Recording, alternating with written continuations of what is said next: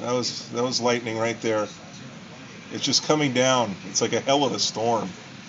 The skies just keep lighting up.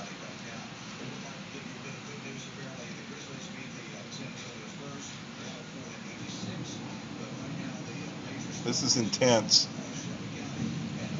You can see the flashes of lightning radiating across the sky. There's a line of thunderstorms just coming down through several states, down just basically following the Mississippi River. Now it's pushed west into Memphis right now. It was beautiful a little while ago. It's kind of slowed down. There's a good one.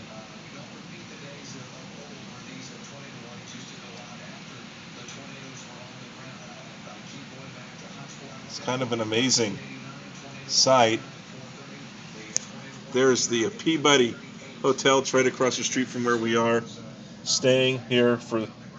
There's down on the street. You can see the wind is picking up and the rain is coming down really strong.